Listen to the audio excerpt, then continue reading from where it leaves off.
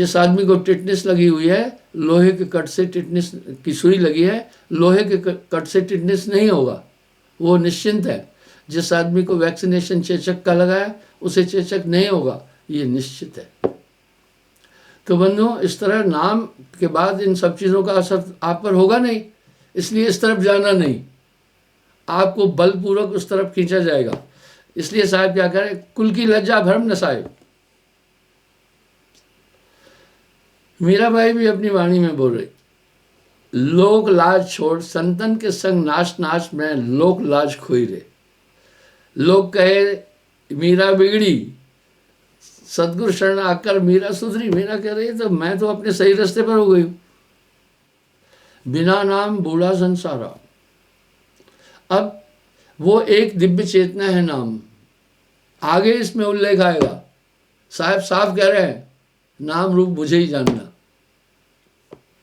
नाम पार नहीं वेदन पाया। थोड़ा सा यहां चिंतन करना, नाम को वेद भी नहीं जानते। साहब कह रहे हैं, नाम नाम सब जगत बखाना, वो पूरी दुनिया नाम नाम, पर राम नाम का मर्म न जाना, मर्म नहीं जान पाए। आपको एक बार मैंने बताया था, जितने भी सरगुण निर्गुण भक्ति में नाम है,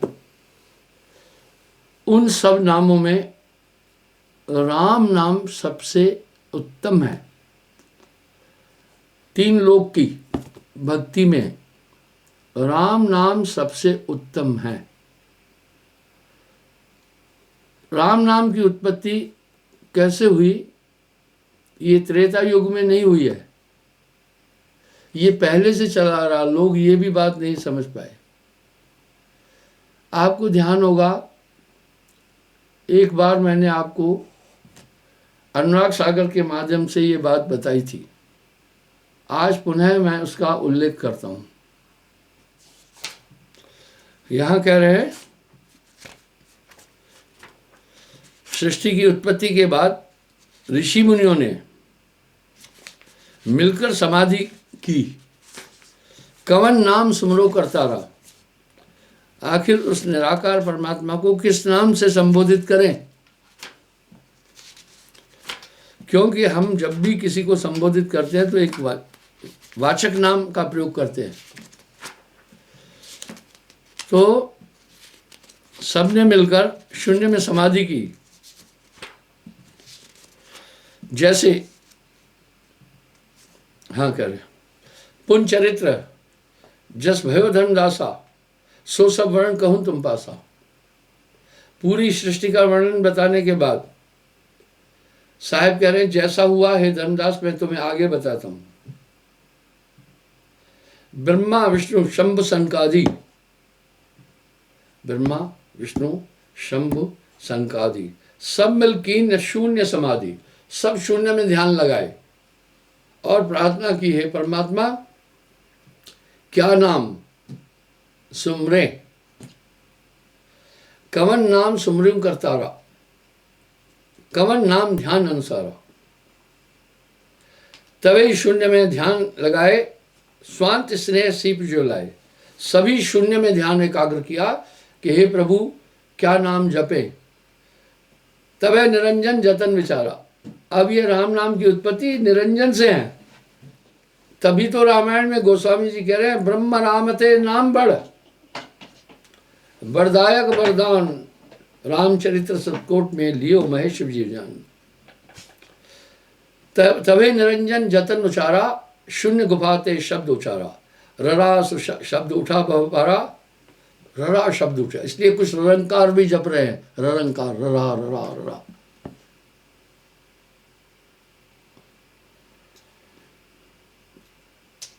माँ अक्षर माया संचारा, और माँ अक्षर माया ने उच्चारण किया वहां शून्य में। अब कह रहे हैं, दो अक्षर संकर राखा, राम नाम सभी अभिलाखा। इसलिए राम नाम तो पहले से था। शास्त्राकारों फिल्मकारों को उतना तत्व का पूरा ज्ञान नहीं है, इसलिए वो अपनी बुद्धि के अनुसार टीका टिप्पणी कर रहे हैं। मैं एक छोटा उदाहरण देता हूँ। रामानंद सागर जी बहुत अच्छे प्रोड्यूसर थे। रामायण सीरियल को उन्होंने ही बनाया था। सीता जी के हरण के बाद उनकी खोज की जब बात उठी तो गरुड़ जी के पास सब गए कि तुम्हारे पास दिव्य दृष्टि है, आप बताओ कि सीता कहाँ है। क्या फिल्माया गया, एक पेड़ के नीचे बैठे गरुड़ जी ऐसे ध्यान किए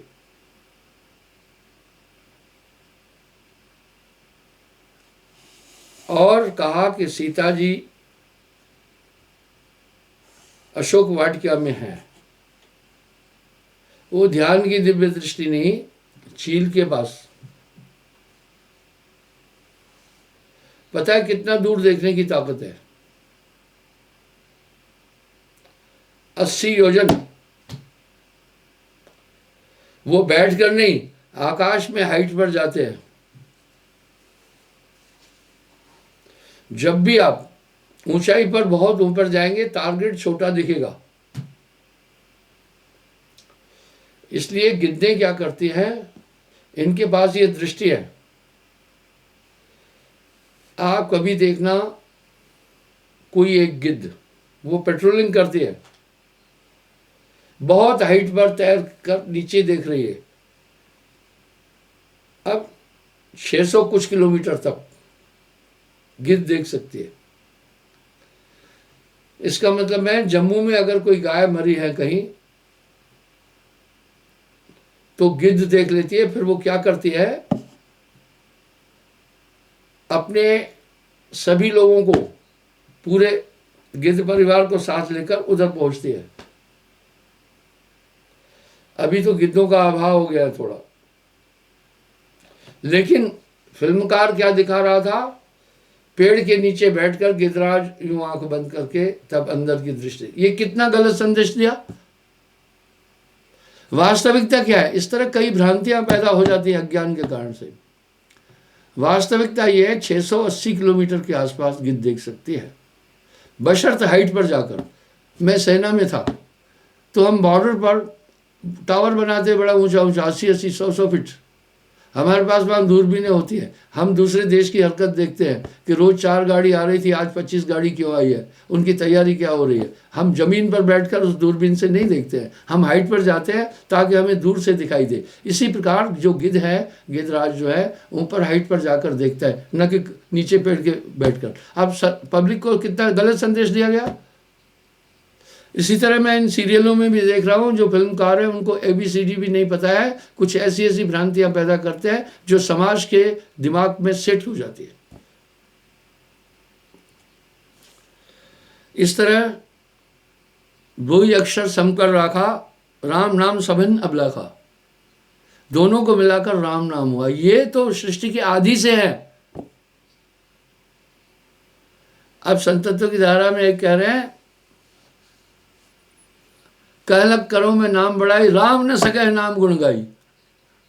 एक राम दशरथ का बेटा, एक राम है घट घट लेटा, एक राम जिन जगत पसारा, एक राम है सबसे न्यारा। 4 राम संसार में जानत सन सुजान। आगे कौन कौन से हैं फिर कह रहे हैं, साकार राम दशरथ का बेटा, निराकार मन घट घट लेटा, मन को भी राम का, बिंदु राम जिन जगत पसारा। वाह, बिंदु राम, बीज को भी राम कहा, उसी से सृष्टि है। निरालंब है सबसे न्यारा, और जो निरालंब है वो सर्वशक्तिमान, वो सबसे न्यारा है। तो कह रहे हैं राम नाम ले जगह धड़ायो, काल फंद कोई चीन ना पाए। अब साहब कह रहा है ये काल का ही खेल था, इससे दुनिया नहीं जान पाई। यह विद राम नाम उत्पानी, धर्मन परख ले यह वाणी। इस प्रकार से उसकी उत्पत्ति हुई। साहब ने बड़े अनूठे मरम इस दुनिया को दिए। आगे कह रहे हैं, नाम पार वेदन नहीं पावा। अब यहां चौंकने की बात है, जो नहीं जानता है वो तो कहेगा ये भाई कबीर जहां से आया वहां से बोल दिया। ऐसा नहीं है। नेति नेति कर सब गौरावा, आदि ब्रह्म को पार न पावे, पढ़ पढ़ पोथी भरम लगावे। कह रहे उस अनादि ब्रह्म को नहीं जानते, इसलिए पोथी पढ़कर ब्रह्म उत्पन्न करते। मुक्ति पंथ नहीं सुरत समावा, पढ़ गुण थकित पार नहीं पावा। अंतकाल जब घेरे आई, तब विद्या कुछ काम ना आई। उस समय कोई काम नहीं आएगा। बताएं क्यों? नींद में भूले हैं, बेवकूफ भी करते हैं, पढ़े लिखे भी करते हैं। वजह उस समय बुद्धि दूसरे तरह की हो जाती है। इस तरह कर्म सारणी बुद्धि उत्पन्न, मौत के समय आदमी की अकल अलग किस्म की हो जाती है। जैसे आप नींद में जाते हैं तो आपकी बौद्धिक स्थिति बदल जाती है। इस प्रकार से मृत्यु का जब झोंका आता है तो ये सब चीज़ें जो वर्तमान की आपकी मेमोरी है वो अलग किस्म की हो जाती है, जो ब्रेन से कंसर्न है। अब यहाँ साहब क्या कह रहे हैं? वेद पुराण साखी भाखा, नाम बिना जम से को राखा। हालांकि व्यास ब्रह्म की स्तुति की ना, श्री भागवत भाग ने दे लेना। भागवत को व्यास जी ने लिखा। कह रहे हैं काम रूप सबई सुनावा, पंडित तास मरम नहीं पावा। पूर्ण ब्रह्म नहीं चित दीना, काम रूप सभी गए दीना। कह रहे हैं सबने काम रूप गया, बिन सदगुरु कोई मरण न पाए, झूठी राह सभी लपटाए। अब यहां आप चौंकेंगे, कबीर साहब क्या बोल रहे हैं? झूठी राह पर सभी लपटे हुए हैं, उस परम पुरुष का मरम नहीं जाना। जरूर चौंकाने वाली बात है। आप कहेंगे अरे यार कबीर जुलाहा अभी आया था तो ये सब जानता था, हमारे ऋषि मुनि प्राचीन काल से आए। मैंने इस पर भी व्याख्या दी है। सत्य पुरुष का मरम न जाना, झूठ है धाय साच कर बाना। धाय कहते हैं दौड़कर। अवधी भाषा में पिछले 50 साल से अवध में हूं,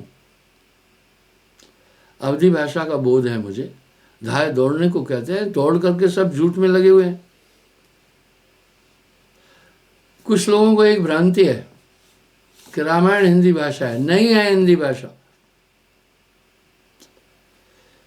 ये अवधी भाषा है। एक वहां की अवध में चलने वाली अवधी है। पूर्वी यूपी में भोजपुरी चलती है। मध्य यूपी के 17 जिले हैं, अवध में आते हैं, वहां अवधी भाषा चलती है। पश्चिम यूपी में ब्रिज भाषा चलती है, और सूरदास जी ने 42 ग्रंथ लिखे थे, वो ब्रिज भाषा में लिखे हैं। पश्चिम यूपी में मिश्रित भाषाएं हैं, मेरठ आदि, अलीगढ़ आदि और गाजीपुर, इन जगहों पर मिश्रित भाषा है। तो रामायण अवधी भाषा में है, ये लोकल भाषा है, हिंदी नहीं है। हिंदी भाषा पंचग्रंथी है, 5 भाषाओं को मिलाकर हिंदी बनी है। इसलिए अच्छी हिंदी वो जानते हैं जो इन 5 भाषाओं का थोड़ा थोड़ा ज्ञान रखते हैं। हिंदी में सबसे पहले संस्कृत का संस्कृत है, दूसरा इसमें भोजपुरी है, तीसरा इसमें अवधी भाषा है, चौथा इसमें ब्रिज भाषा है, 5वां इसमें उर्दू है। आप कहते हैं आओ भाई बैठो और आओ भाई खाना खाओ, इसमें उर्दू मिश्रित है। इस तरह से ये 5 भाषाओं का जिसे थोड़ा थोड़ा ज्ञान है, अच्छी हिंदी बोल लेगा। बिन सदगुरु कोई मरम न पावा, झूठा रहा सभी लिपटाया। कह रहे 18 पुराण ग्रंथ वाखा, तिनमें श्री भागवत राखा। इन सब में से भागवत को ऊपर रखा गया। ब्रह्म महात्म कौन समझाई, श्री भागवत भक्त जड़ाई। कृष्ण चरित्र सब करे बखाना, कृष्ण मरम काहू नहीं जाना। अब यहाँ क्या कह रहे हैं? कृष्ण जी का मरम कोई जाना नहीं।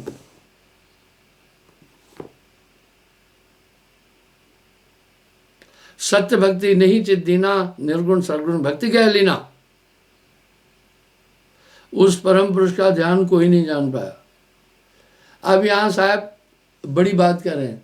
गण गंधर्व ऋषि मुनि और देवा सब मिलकर हैं काल की सेवा। माथा ठनकेगा कि एक कबीर सिर्फ जानता था उस परमात्मा को और उस नाम को। बिल्कुल, मैंने एक उदाहरण कई बार दिया। मुझसे किसी ने कहा महाराज बड़े बड़े ऋषि मुनि हुए, सिद्ध हुए, तपस्वी हुए, हमारे पूर्वज, जिन्होंने बहुत ज्ञान और तपस्या की, आप उनमें से किसी का भी जिक्र नहीं कर रहे हैं, आप अकेले कबीर को पकड़े हुए हैं। मैंने कहा हाँ। मैं कहा भाई कबीर साहब माँ के पेट में आए नहीं, परमात्मा से डायरेक्ट आए हैं। उन्होंने कहा ये तो कबीर पंथियों ने किंवदंतियाँ लिखी हुई है, कहानियाँ लिखी हुई है। मैंने कहा ना, मैं प्रमाणित करूँगा कि सच में कबीर साहब माँ के पेट में नहीं। अनंत शब्दों में उन्होंने इसका उल्लेख किया। अजी छोड़िए आप उसको, प्रत्यक्षम प्रमाणम कितम। जब साहब शरीर को छोड़ना था तो काशी तज मगहर को आए दोनों दिन के पीर। मैं शास्त्राकारों को धन्यवाद देता हूँ, इतना तो लिख दिया। इतिहासकारों को मैं धन्यवाद देता हूँ, इतना तो लिख दिया। नहीं तो ये भी नहीं कबूल करना था लोगों ने। मगहर अवध में आता है। वहां का नवाब बिजली खान पठान था और काशी हिंदू धर्म की राजधानी है। वहां का राजा वीर सिंह बघेल था। दोनों साहब के अनुयायी थे। इससे बड़ा प्रमाण क्या दूं। वहां पर आकर वीर सिंह बघेल ने अपने शिष्य को कहा, वीर सेनापति को, जैसे कबीर साहब शरीर छोड़ते हैं उनका पार्थिव शरीर लेकर काशी चलना, वहां मैं इनका हिंदू रस्म के अनुसार अंतिम संस्कार करूंगा। बिजली खान पठान ने एक तर्क रखा, बोला भाई देखो वीर सिंह बघेल, आप हम दोनों गुरु भाई हैं। कबीर अगर तुम्हारे गुरु थे कबीर साहब, तो मेरे भी मुर्शिद थे। जितना तुम्हारा हक है उन पर उतना मेरा भी है। वो तुम्हारा, उनका अवतरण, उनका जन्म काशी में हुआ, वहां तुम्हारा राज्य था। अब वो अपनी इच्छा से मगहर में आए हैं, यही मेरा राज्य है। विचार अनुसार अब मेरा अधिकार बनता है, मेरे शासन में है। मैंने साहब को आहूत नहीं किया यहाँ, वो अपनी इच्छा से आए। तो भाई आप विचार करो, अगर यहाँ शरीर छोड़ेंगे तो उसके लिए कौन मालिक बनना चाहिए। वीर सिंह बघेल ने तर्क रखा, आप ठीक कह रहे हैं, लेकिन इस्लाम में कबीर साहब की शिक्षा गौण हो जाएगी, छिप जाएगी, क्योंकि कबीर साहब वैष्णव हैं और इस्लाम में मांस आहार वर्जित नहीं है। अगर इनको आप मुस्लिम करके दफनाओगे तो पूरी शिक्षा खत्म हो जाएगी। इसलिए मैं आपसे प्रार्थना करता हूँ, मुझे इनका शरीर ले जाने दो ताकि इनकी शिक्षा जीवित रहे। बिजली खान पठान ने इस तर्क को नहीं माना। अंतोगत्वा देखो इस बात में कितना वजन था। आज पूरे भारतवर्ष में देखना, हिंदू समुदाय ही अधिक कबीर साहब को मान रहा है, मुस्लिम उतना नहीं मान रहे। वीर सिंह बघेल की बात कितनी सही निकली। इस्लाम में कबीर साहब को कोई नहीं मान रहा है, क्योंकि वो तो कह रहे अहिंसावादी थे, जीव न मारो बापरा, सबके एक प्राण, हत्या कबो न छूटती, कोट सुनो तुम प्राण। उनकी ये शिक्षा उनके इस्लाम पे अनुकूल नहीं है, इसलिए इस्लाम में उनको खास स्थान भी नहीं दिया गया। भारत में पूरे में देखना, मैक्सिमम 99% मुस्लिम हिंदू लोग कबीर साहब को फॉलो करते। अजी दोनों तरफ से युद्ध के लिए प्रस्तुत हुए। वहां साहब ने जलवा दिखाया, क्या जलवा दिखाया, जो न भूतो न भविष्य थे। आकाशवाणी हुई, अद्भुत प्रकाश हुआ। आकाशवाणी हुई, उठाओ पर्दा, नहीं है मुर्दा। अरे मूर्ख नादाना, तुमने मुझे नहीं पहचाना। जब चद्दर हटाई गई तो वहां पर फूल मिले कमल के, सब भौंच के रह गए। दोनों आश्चर्यचकित हुए। वीर सिंह बघेल और बिजली खान पठान गले मिले। बोला, ओ हमने तो सदगुरु को पहचाना नहीं, ये तो शरीर ही नहीं थे, ये शरीर नहीं थे। मैंने उस सज्जन से कहा, अगर ऐसी विभूति कोई दिखाओ तो फिर अपन उसके शरण में चलते। यहाँ कबीर साहब क्या कह रहे हैं, जय राम को करता कहिए तिनको काल न रखा है। ये सब क्या निंदा है।